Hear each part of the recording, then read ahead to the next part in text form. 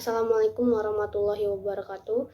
Perkenalkan, nama saya Giazra Putri, NPM 20 100 12 11 11 21 dari kelas 6B, mata kuliah Hukum Kesehatan dengan dosen pengampu Ibu Dr. Yofiza Media SHMH. Baiklah, di sini saya akan menjelaskan materi tentang perjanjian terapeutik. A. Pengertian perjanjian terapeutik.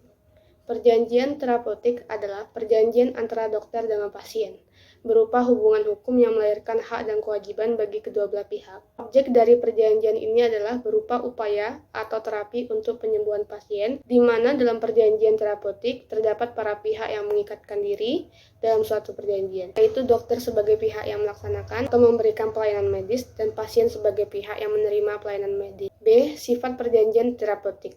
Yang pertama, perjanjian terapeutik khusus mengatur hubungan antara dokter dengan pasien.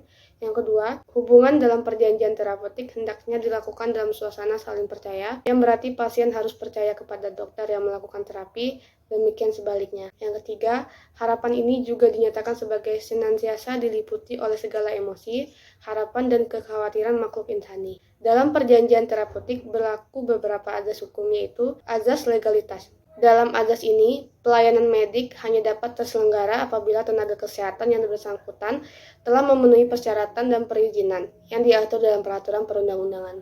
Azas keseimbangan. Dalam azas ini, penyelenggaraan pelayanan kesehatan harus diselenggara secara seimbang antara kepentingan individu dan masyarakat, antara fisik dan mental, antara material dan spiritual. Azas tepat waktu. Dalam azas ini, keterlambatan dokter dalam menangani pasien dapat menimbulkan kerugian bagi pasien, dan bahkan bisa mengancam nyawa pasien itu sendiri. Azas itikat baik.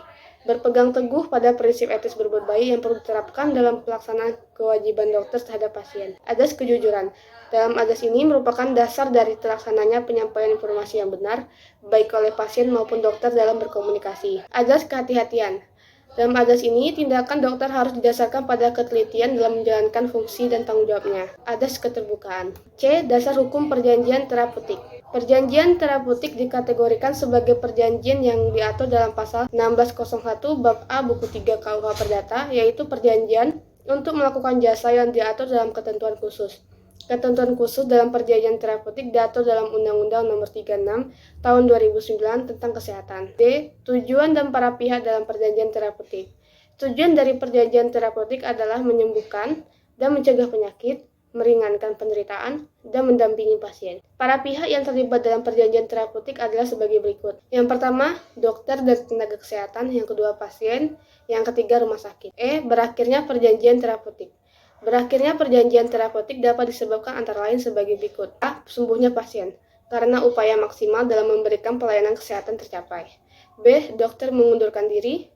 C. Meninggalnya pasien. D. Kewajiban dokter atau tenaga kesehatan lainnya pada perjanjian terapeutik telah terpenuhi. E. Dokter atau tenaga kesehatan yang mengobati dalam kondisi darurat telah digantikan oleh dokter pilihan pasien. F. Persetujuan kedua belah pihak antara dokter dan pasiennya bahwa perjanjian terapeutik diakhiri. G. Pengakhiran oleh pasien. H. Telah lewat jangka waktu dari transaksi. Sekian dari saya, terima kasih. Wassalamualaikum warahmatullahi wabarakatuh.